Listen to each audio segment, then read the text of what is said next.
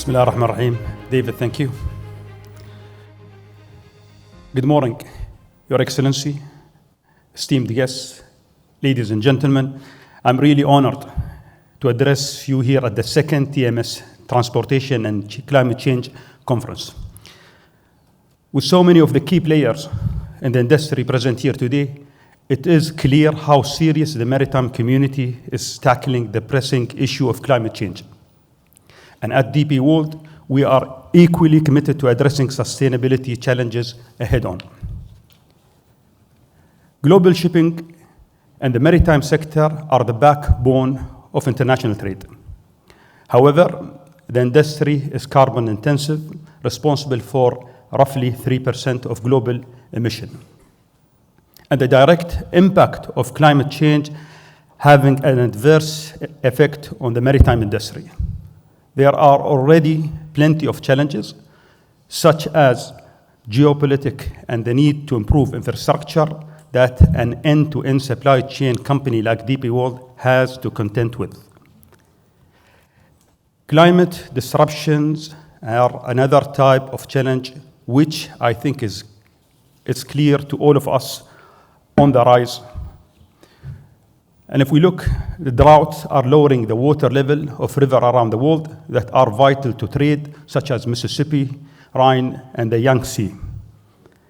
In addition, the Panama Canal water level has also been affected by the drought, slowing the critical route ability to move the almost 5% of world trade that passes through it. And early this year, we saw how record rainfall, which our region has not seen in 75 years, put pressure on our infrastructure. 99% of the people we spoke with the Economic Impact Trade and Transition 2024 report, which was supported by DP World, has told us their supply chain is impacted by climate change. Frankly, we can expect more climate disruption. According to Everstream Analytics, $1 billion extreme weather event is now occurring every 3 weeks. The economic risk of these events to global trade are predicted to amount to $122 billion per year when taking into account economic activity linked to industry output and consumption. Add an increased storm activity and rising sea level, and the impact of maritime and logistics infrastructure are amounting. And as a global business that depends on maritime operation to move goods and services, addressing the climate change is of great importance to us. We also believe deeply that we need to protect our planet for the future generation that comes after us. And that is why at DP World we are allying with the International Maritime Organization. We remain committed to reducing our impact and building the resilience of international trade.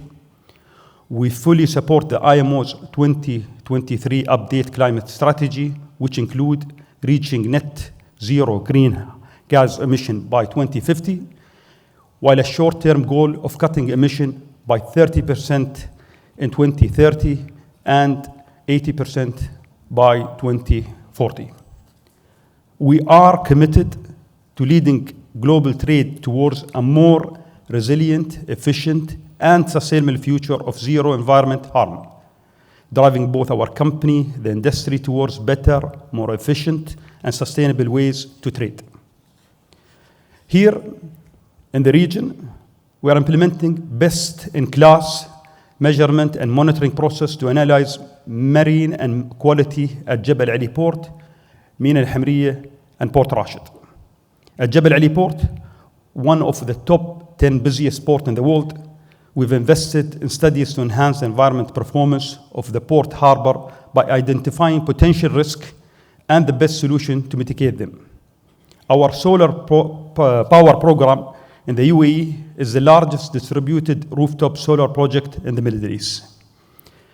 The program itself has been seeing the installation of over 158,000 solar panels across Jafza and Port Rashid on rooftops of building, parking areas, and warehouses.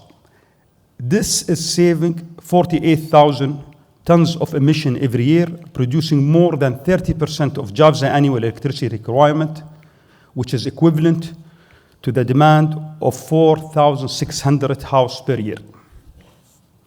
We are also at the forefront of driving the adoption of new technologies. Our partnership with Enraid, announced earlier this year, involved the Middle East's largest deployment of electric truck in Jebel Ali port. This collaboration, starting at the end of the year, will electrify container flow within the terminal, improving the efficiency of container movement daily. Looking at our operation in the GCC, we are focusing on making sure that sustainability is built into our new projects. And to give an example, take our new Jeddah Logistic Park, which is going to be the largest integrated facility in the kingdom at 415,000 square meters. The park will have a rooftop solar plant of the warehouse that will generate 20 megawatts of renewable energy, contributing to its sustainable design. On a global level, we are similarly focusing on solving the question of sustainability. DP World's strategic partnership with Maersk McKinsey Moeller Center for Zero Carbon Shipping is finding, testing, and implementing practical ways to further decarbonize the maritime industry. At the end of last year, we launched our move to minus 15 degrees Celsius campaign. The campaign is a call for the entire supply chain industry to move the frozen food cold chain temperature up by 3 degrees to minus 15 degrees.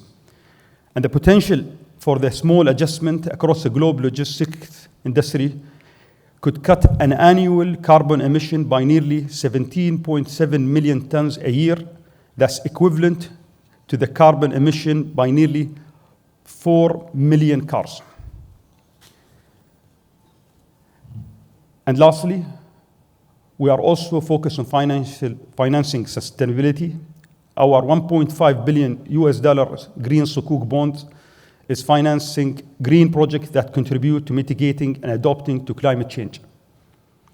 This includes improving infrastructure in developing markets, which can lead to a 20% reduction in trade across cost and boost GDP growth.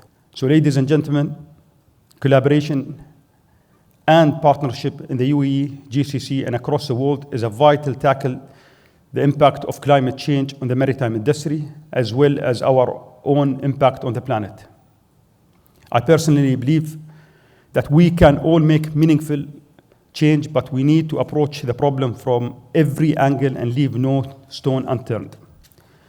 By embedding sustainable operation at our core, it will continue to guide our decision-making. And remember, no action is too small, and we must continue to collaborate to reach our collective climate change goals. Thank you very much.